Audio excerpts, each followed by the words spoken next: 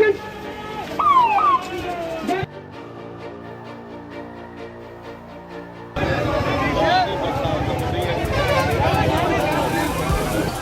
दुष्पेंद्र पवार जिंदाबाद, भाई दुष्पेंद्र पवार जिंदाबाद, दुष्पेंद्र पवार जिंदाबाद, दुष्पेंद्र पवार जिंदाबाद, जिंदाबाद, किसान मजदूर एकता जिंदाबाद, किसान मजदूर एकता जिंदाबाद।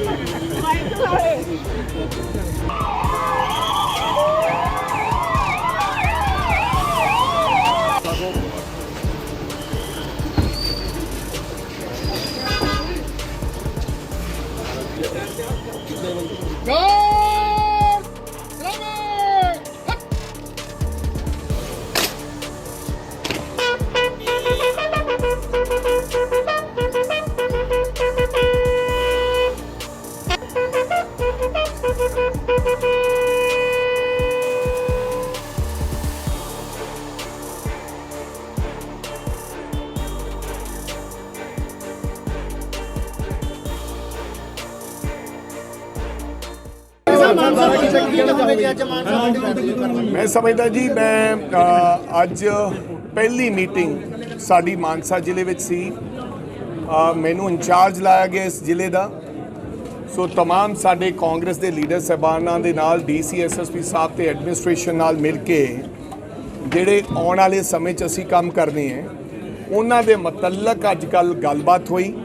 जिहड़ियां कोई साडीआं दिक्कतां हैगियां पब्लिक दीआं ਜਾਂ ਸਾਰੇ ਜ਼ਿਲ੍ਹੇ ਦੇ ਵਿੱਚ ਜਿਹੜੀਆਂ ਦਿੱਕਤਾਂ ਹੈ ਕਮੀਆਂ ਪੇਸ਼ੀਆਂ ਉਹਨਾਂ ਨੂੰ ਕਿੱਦਾਂ ਠੀਕ ਕੀਤਾ ਜਾਵੇ ਤਾਂ ਜੋ ਅਸੀਂ ਹਰ ਵਰਗ ਦੇ ਲੋਕਾਂ ਨੂੰ ਸੰਤੁਸ਼ਟ ਕਰ ਸਕੀਏ ਔਰ ਜਿਹੜੀਆਂ ਬਣਦੀਆਂ ਸਹੂਲਤਾਂ ਤੋਂ ਮਾਨਸਾ ਦੇ ਲੋਕ ਜਾਂ ਮਾਨਸਾ ਵਾਂਝਾ ਹੈ ਮਾਨਸਾ ਜ਼ਿਲ੍ਹਾ ਬਰਨਾਲਾ ਹੋਏ ਚਾਹੇ ਬੋਹਾ ਹੋਏ ਚਾਹੇ ਸਰਦੂਲਗੜ੍ਹ ਹੋਏ ਉਹ तमाम ਚੀਜ਼ਾਂ ਅਸੀਂ ਪੂਰੀਆਂ ਕਰ ਸਕੀਏ।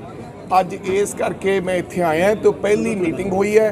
नाल दी नाल ये भी फैसला लिया कि हर 15 दिन बाद असी इसे तरह एक मीटिंग करया करांगे और जिहड़े काम पिछली मीटिंग च कहे होणगे उन्हां नूं डिस्कस करांगे और तमाम जनता की जिहड़ी आवाज़ है वो थल्ले जिहड़ा बंदा बैठा है ਉਹਦੀ आवाज़ सुन के सरकार के कन्ना तक पहुँचाउण दा काम करूँगा।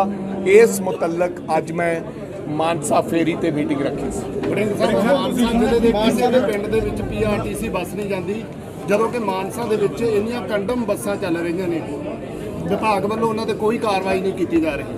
ਸੋ ਮਾਨਸਾ ਦੇ ਪਿੰਡਾਂ 'ਚ ਕਿਸੇ ਪਿੰਡ 'ਚ PRTC ਬੱਸ ਨਾ ਜਾਂਦੀ ਹੋਵੇ ਸ਼ਾਇਦ ਮੈਂ ਤੁਹਾਡੇ ਨਾਲ ਇਸ ਗੱਲ ਤੇ ਸਹਿਮਤ ਨਹੀਂ ਹਾਂ ਪਰ ਇਹ ਹੋ ਸਕਦਾ ਕਿ ਕਈ ਪਿੰਡਾਂ 'ਚ PRTC ਬੱਸ ਨਾ ਜਾਂਦੀ ਹੋਵੇ। ਇਹਦੇ ਔਰ ਤੁਸੀਂ ਕਿਹਾ ਕੰਡਮ ਬੱਸਾਂ ਨੇ ਇਹਦੇ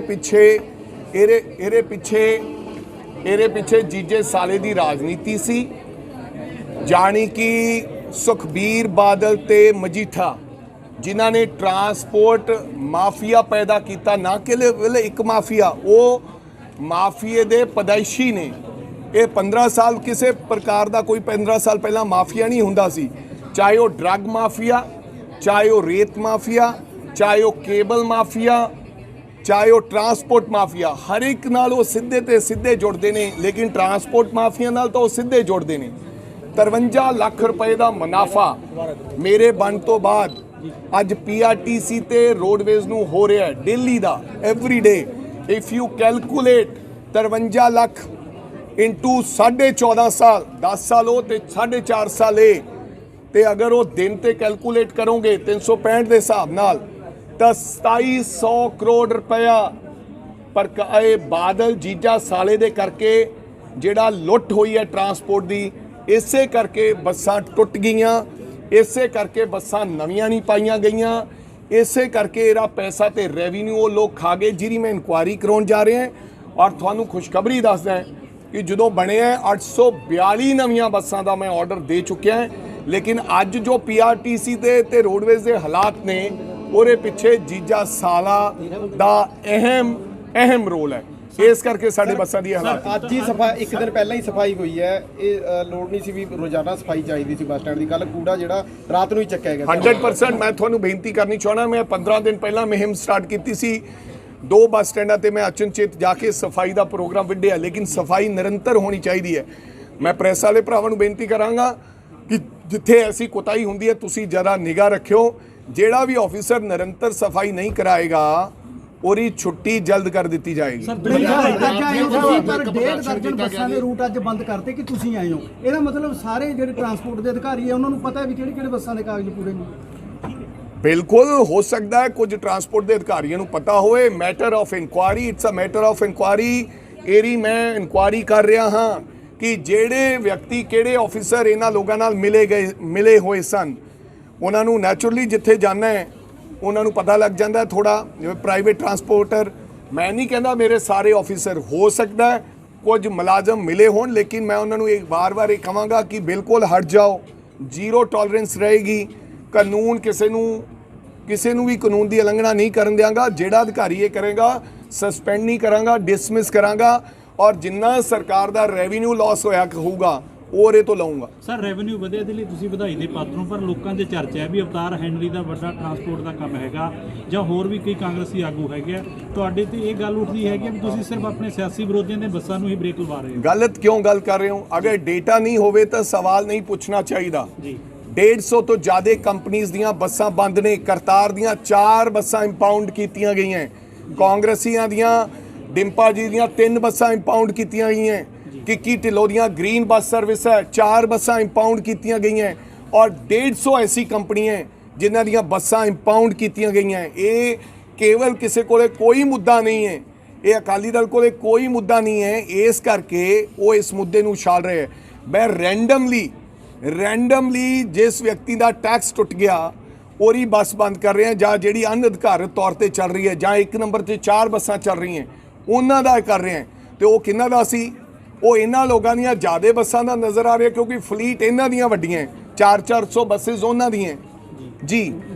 ਅੱਜ ਇੱਕ ਵਿਦਿਆਰਥੀਆਂ ਵੱਲੋਂ ਵੀ ਪ੍ਰਦਰਸ਼ਨ ਕੀਤਾ ਗਿਆ। ਉਹਨਾਂ ਦਾ ਕਹਿਣਾ ਕਿ ਕਾਲਜ ਦੇ ਅੱਗੇ ਪੀਆਰਟੀਸੀ ਬੱਸ ਨਹੀਂ ਰੁਕਦੀ, ਜਿਸ ਕਾਰਨ ਜਿਹੜੀਆਂ ਲੜਕੀਆਂ ਨੇ ਉਹਨਾਂ ਨੂੰ ਪਰੇਸ਼ਾਨੀ ਹੁੰਦੀ ਹੈ। ਅੱਜ ਵਿਦਿਆਰਥੀਆਂ ਨੇ ਪ੍ਰਦਰਸ਼ਨ ਸੋ ਮੈਨੂੰ ਕਿਸੇ ਨੇ ਇਸ ਬਾਰੇ ਦੱਸਿਆ ਨਹੀਂਗਾ, ਪਰ ਉਹ ਵਿਦਿਆਰਥੀਆਂ ਨਾਲ ਮੈਂ ਸਹਿਮਤ ਹਾਂ। ਅਗਰ ਬੱਸ ਨਹੀਂ ਰੁਕਦੀ ਤਾਂ ਕੱਲ ਤੋਂ ਰੁਕਣ ਲੱਗਾਂਗੀ। ਓਵਰਲੋਡ ਵਾਹਨ ਹੈ ਹਾਦਸਿਆਂ ਦਾ ਕਾਰਨ ਬਣਦਾ ਹੈ। ਤੁਸੀਂ ਬਹੁਤ ਵਧੀਆ ਕੰਮ ਕਰ ਰਹੇ ਹੋ, ਕਾਬਲੇ ਤਾਰੀਫ ਹੈ। ਜਿਹੜੀਆਂ ਭੂੰਗ ਵਾਲੀਆਂ, ਜਿਵੇਂ ਖਾਸ ਕਰ ਤੂੜੀ ਵਾਲੀਆਂ ਟਰਾਲੀਆਂ ਹੁੰਦੀਆਂ, ਟਰਾਂਸਪੋਰਟ ਮਹਿਕਮੇ ਇਹਨਾਂ ਤੇ ਨੱਥ ਪਾ ਰਿਹਾ ਕੁਝ? ਯਾਰ ਭੂੰਗ ਵਾਲੀਆਂ ਟਰਾਲੀਆਂ ਤੋਂ ਤਾਂ ਬੜਾ ਮਾੜਾ ਹਾਲ ਹੈ, ਬਿਲਕੁਲ ਮੈਂ ਤੁਹਾਡੇ ਨਾਲ ਜਾਇਜ਼ ਹੈ, ਬਟ ਹਜੇ ਤੱਕ ਮੈਂ ਇਹਦੇ ਬਾਰੇ ਗੌਰ ਨਹੀਂ ਫਰਮਾਈ ਸੀ, ਕਿਉਂਕਿ ਮੈਂ ਤਾਂ ਹਮੇਸ਼ਾ ਸੱਚੀ ਗੱਲ ਕਰਨ ਵਾਲਾ ਵਿਅਕਤੀ ਹਾਂ।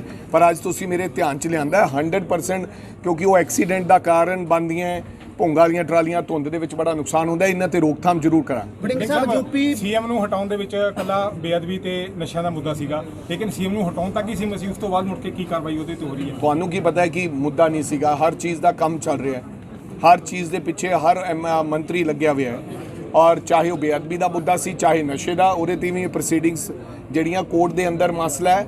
ਔਰ ਬਿਲਕੁਲ ਮੇਰਾ ਖਿਆਲ ਸਰਕਾਰ ਤੇ ਜਿਹੜੇ ਲੋਕ ਨੇ ਉਹ ਆਪਦਾ ਕੰਮ ਕਰ ਰਹੇ। ਸਰ ਇੱਕ ਇਹਨਾਂ ਦੀ ਰੂਸਾ ਆਲਮ ਵਾਲਾ ਮਾਮਲਾ ਬੰਦ ਕਰਕੇ ਪੰਜਾਬ ਦੇ ਮੁੱਦਿਆਂ ਵੱਲ ਧਿਆਨ ਦਿੱਤਾ। ਪਿਛਲੇ 2 ਦਿਨ ਤੋਂ ਰੂਸਾ ਆਲਮ ਦਾ ਮਾਮਲਾ ਹੀ ਜ਼ਿਆਦਾ ਉਛਲਿਆ ਹੋਇਆ ਜੀ। ਹਾਂ, ਮੈਂ ਵੀ ਇਹ ਕਹਾਂਗਾ ਕਿ ਛੱਡ ਦਿਓ ਹੁਣ, ਵਿਚਾਰੇ ਆਂਟੀ ਲਾਗੀ ਜਿਹੜੇ ਦਿਨ ਲਾਉਣੇ ਸੀ, ਛੱਡ ਦਿਓ ਹੁਣ, ਨਾ ਬੀਬੀ ਜੀ ਨੂੰ ਰੋਜ਼ ਉਛਾਲਿਆ ਜਾਵੇ। ਵੜਿੰਗ ਸਾਹਿਬ, ਯੂਪੀ ਦਿੱਲੀ ਦੀਆਂ ਗੱਡੀਆਂ ਸੜਕਾਂ ਤੇ ਦੌੜਦੀਆਂ ਨੇ, ਪੰਜਾਬ ਦੇ ਕ੍ਰਾਈਮ ਹੋ ਜਾਂਦਾ ਪਤਾ ਨਹੀਂ ਚੱਲਦਾ, ਉਹਦੇ ਲਈ ਕੋਈ ਯੂਪੀ ਦਿੱਲੀ ਦੀਆਂ ਗੱਡੀਆਂ ਇੱਥੇ ਲਿਆ ਕੇ ਪੰਜਾਬ 'ਚ ਦੌੜਦੀਆਂ ਨੇ, ਜਿਹੜੇ ਮਾਲਕ ਹੋਰ ਨੇ ਇੱਥੇ ਉਦੋਂ ਚਲੇ ਜਾਂਦੇ ਨੇ, ਉਹ ਨਾਮ ਨਹੀਂ ਹੁੰਦੇ, ਉਹਦੇ ਲਈ ਕੋਈ ਪਾਲਿਸੀ ਤਿਆਰ ਕਰੇਗੀ ਸਰਕਾਰ ਵੀ ਮਾਲਕ ਗੱਡੀ ਦਾ? ਜਿਹੜੀਆਂ ਨੋਰਮਸ ਐਨਓਸੀ ਵਗੈਰਾ ਹੋਏਗੀ ਤਾਂ ਉਹ ਤਾਂ ਪਹਿਲਾਂ ਵੀ ਹੁੰਦੀਆਂ ਸੀ, ਹੁਣ ਵੀ ਹੋਣੀਆਂ, ਬਟ ਬਿਲਕੁਲ ਐਸੀ ਕੋਈ ਗੱਲ ਨਹੀਂ ਹੈ ਕਿ ਕ੍ਰਾਈਮ ਕਰਕੇ ਬੱਸ ਜਿਹੜੀ ਆ ਉਹ ਕਰਕੇ ਚਲੀ ਜਾਂਦੀ ਹੈ ਤੇ ਉਹਦੇ ਤੋਂ ਕੋਈ ਕਾਰਵਾਈ ਨਹੀਂ ਹੁੰਦੀ। ਨਿੱਜੀ ਗੱਡੀਆਂ ਜਿਹੜੀਆਂ ਕਾਰਾਂ ਆ ਗਈਆਂ ਨੇ, ਹਾਂ, ਕਾਰਾਂ ਦਾ ਵੀ ਐਨਓਸੀ ਦਾ ਹੈਗਾ ਕਿ ਅਸੀਂ ਇਹ ਚਾਹੁੰਦੇ ਕਿ ਉਹ ਆਪਦੀ ਐਨਓਸੀ ਲੈ ਕੇ ਆਉਣ ਤੇ ਅਸੀਂ ਉਹਨਾਂ ਦੇ ਨਾਮ ਕਰੀਏ। ਵੈਸੇ ਤਾਂ ਯੂਪੀ ਦਾ ਬੰਦਾ ਵੀ ਲਿਆ ਕੇ ਤਾਂ ਗੱਡੀ ਤਾਂ ਚਲਾ ਹੀ ਸਕਦਾ ਨਾ ਪੰਜਾਬ 'ਚ, ਕੋਈ ਬੰਦਾ ਨਹੀਂ, ਕੋਈ ਗੱਡੀ ਯੂਪੀ ਤੋਂ ਆ ਰਹੀ ਹੈ, ਕਦੇ ਕਰਨਾਟਕਾ ਤੋਂ ਆ ਰਹੀ ਹੈ, ਕੇਰਲਾ ਤੋਂ ਆਉਂਦੀ ਹੈ, ਜਾਂ ਟੂਰਿਸਟ ਲੈ ਕੇ ਆਉਂਦੇ ਹੈ,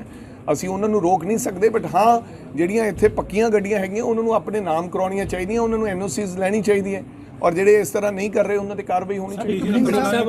ਹੜਤਾਲ ਤੇ ਚਲੇ ਗਏ ਨੇ ਲਗਾਤਾਰ ਕਾਫੀ ਲੰਬਾ ਸਮਾਂ ਹੋ ਗਿਆ, ਕੀ ਹੋ ਰਿਹਾ ਦਫ਼ਤਰ ਬੰਦ? ਹਾਂਜੀ, ਮੈਨੂੰ ਲੱਗਦਾ ਕਿ ਮੈਂ ਉਹਨਾਂ ਕਰਮਚਾਰੀ ਭਰਾਵਾਂ ਨੂੰ ਵੀ ਕਵਾਂਗਾ, ਚੰਨੀ ਸਾਹਿਬ ਇੱਕ ਕਾਮਨ ਮੈਨ ਪੰਜਾਬ ਦਾ ਮੁੱਖ ਮੰਤਰੀ ਬਣਿਆ ਹੈ, ਤੁਹਾਡਾ ਉਹਨਾਂ ਨੂੰ ਦਰਦ ਹੈ, ਇਸ ਤਰ੍ਹਾਂ ਨਹੀਂ ਕਰਨਾ ਚਾਹੀਦਾ। ਇਹ ਪ੍ਰੈਸ਼ਰਾਈਜ਼ ਦੀ ਰਾਜਨੀਤੀ ਵੀ ਨਹੀਂ ਕਰਨੀ ਚਾਹੀਦੀ। ਸਟਾਫ ਨੂੰ ਮੁੜ ਦੁਬਾਰਾ ਆਪਦੇ ਔਰ ਕੰਮ ਤੇ ਆ ਜਾਣਾ ਚਾਹੀਦਾ। ਸਾਹਿਬ ਬੇਅਦਬੀ ਦੀ ਗੱਲ ਕਰਦੇ ਹੋ, ਮਾਨਸਾ ਪੁਲਿਸ ਦਾ ਇੱਕ ਜਿਹੜਾ ਹੌਲਦਾਰ ਹੈਗਾ ਉਹ ਬਾਬੇ ਨਾਲ ਗਨਮੈਨ ਸੀ, 11 ਸਾਲ ਰਣਜੀਤ ਕਤਲ ਕੇਸ ਦੇ ਵਿੱਚ ਉਹ ਸਜ਼ਾ ਭੁਗਤ ਰਿਹਾ ਤੇ ਉਹਨੂੰ SIT ਦਾ ਬੇਅਦਬੀ ਦਾ ਉਹਨੂੰ ਮੈਂਬਰ ਬਣਾਇਆ ਗਿਆ। ਜਿਹੜੀ ਬੇਅਦਬੀ ਵਾਲੀ SIT ਹੈ ਕੀ ਨਾਮ ਹੈ? ਕੀ ਨਾਮ ਹੈ? ਸ਼ਬਦਲ, ਜਿਹਨੂੰ ਹੁਣ ਸਜ਼ਾ ਹੋਈ। ਹਾਂ, ਉਹ ਤਾਂ ਚਲਾ ਗਿਆ ਅੰਦਰ ਹੈ। ਚਲਾ ਤਾਂ ਗਿਆ ਜੀ, ਪਰ ਬੇਅਦਬੀ ਕਾਂਡ ਦੇ ਵਿੱਚ ਪਿਛਲੇ 2-3 ਸਾਲਾਂ ਤੋਂ ਉਹ ਮੈਂਬਰ ਸੀ। ਅੱਛਾ, ਪੱਕਾ ਪਤਾ ਹੈ ਤੁਹਾਨੂੰ? ਪੱਕਾ ਪਤਾ ਹੈ ਕਿ ਐਵੇਂ ਕਹਿ ਰਹੇ ਹੋ? ਨਹੀਂ ਪਰ ਮੈਂ ਕਦੇ ਮੈਂ ਸੁਣਿਆ ਨਹੀਂ। 92 ਦੇ ਵਿੱਚ ਭਰਤੀ ਹੋਇਆ ਜੀ, 97 ਦੇ ਵਿੱਚ ਇੱਥੇ ਆਇਆ ਤੇ 97 ਚੋਂ ਗਨਮੈਨ ਵਗ ਗਿਆ। ਤੇ ਸਿੱਟ ਦਾ ਮੈਂਬਰ ਕਿਵੇਂ ਬਣਿਆ ਉਹ ਖੱਟੜਾ ਜੀ ਨੂੰ ਪੁੱਛੋ ਜੀ, ਔਨ ਰਿਕਾਰਡ ਲੈਟਰ ਲੱਗਿਆ ਹੋਇਆ।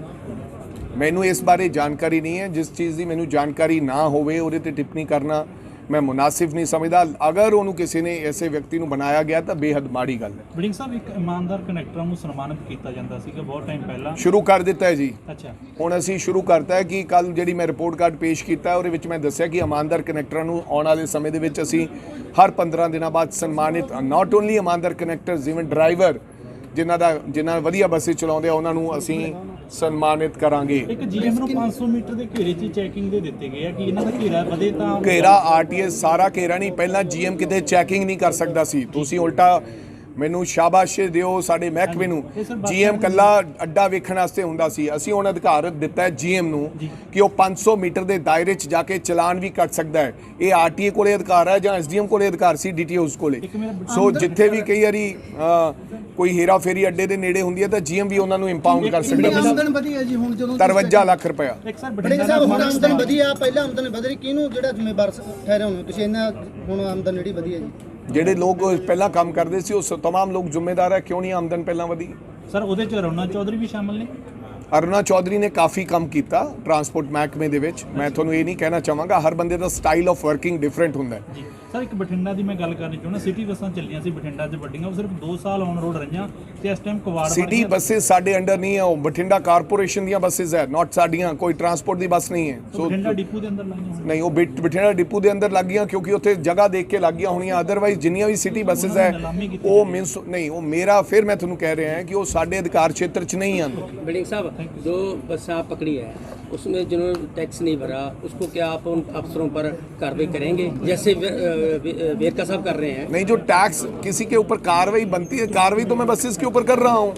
सर, जो अफसरों को मालूम था उन्होंने बिना परमिट के बसें चलने दी, टैक्स नहीं लिया, फिर भी बसें चलने दी, क्या वो रिस्पॉन्सिबल नहीं है? मैंने कहा कि नहीं, टैक्स के लिए तो वो रिस्पॉन्सिबल नहीं है क्योंकि बार बार उनको चिट्ठी लिखी जाती थी, वो कहीं ना कहीं बहाना मार के, कोरोना का बहाना, कहीं और बहाना।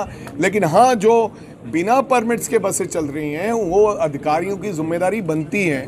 लेकिन मैंने पहले भी कहा है कि बहुत सा it's a matter of inquiry, हम जांच पड़ताल करवाएंगे और उसमें जो भी शख्स पाया गया उसके ऊपर बनती कार्रवाई होगी। सर, जो स्पष्ट है ना, सर जो स्पष्ट है जिनके पास परमिट नहीं है, सर जो स्पष्ट है जिनके पास परमिट नहीं है वो चल रही है, जो तो स्पष्ट है। कब चल आपने पकड़ी है? हाँ, तो पकड़ बिना रहा हूं। परमिट के बढ़िया, लेकिन अफसरों को क्या करें? आप जो बिना परमिट, सुनिए उसमें क्या है कि जब परमिट, एक तो होता है कि परमिट खत्म होए, कोई तो परमिट है ही नहीं है, जो है नहीं है उसके ऊपर कार्रवाई मुकम्मल तौर पे बनती है। एक होता है कि परमिट एक्सपायर हो गया, उसने फीस नहीं भरी है, तो उसके ऊपर मेरे को लगता है किसी ऑफिसर के ऊपर कार्रवाई नहीं बनती। और कई अनधिकारित लोग कई चीज़ को पता भी नहीं चलने देते। अब ऐसे कहो आप कि वहाँ पर ड्रग्स पकड़ा गया, उस थाने के नज़दीक पकड़ा गया, तो उस SHO के ऊपर हो सकता उसी दिन ही वो व्यक्ति नया बंदा वहाँ ड्रग्स दे के आया हो। सर, आपने ही पकड़ी है, 4 बसें पकड़ी हैं और आपको मतलब तो एक परमिट पर 4 बसें आपने पकड़ी हैं। तो यार तो ये तो है ना, सुनिए ना, मिली भुगत है। तो नहीं, मिली भुगत नहीं कह सकते उसको, मिली भुगत नहीं कह सकते। कई बार ऑफिसर को जरूरी नहीं है कि उसको पता हो। 4 एक नंबर पे चल रही हो, कोई चोरी भी कर रहा होता है, आपके घर के अंदर ही कोई व्यक्ति चोरी कर रहा होता है, इसका मतलब ये नहीं है कि आपकी मिली भुगत से चोरी हो रही है। कई बार मिली भुगत से भी होती है और कई बार मिली भुगत के बिना भी बंदा चोरी करता है, जब पकड़ी गई तो पकड़ लिया, लेकिन जो मिली भुगत के साथ करते थे उनके ऊपर कार्रवाई होगी। सर आरटीए दोगे मानसा ਨੂੰ ਹੁਣ ਜਿਹੜਾ भाई आरटीए दिया हुआ है, कोशिश कर रहे हैं कि ਅਸੀਂ डीटीओ दोबारे ला दी। सर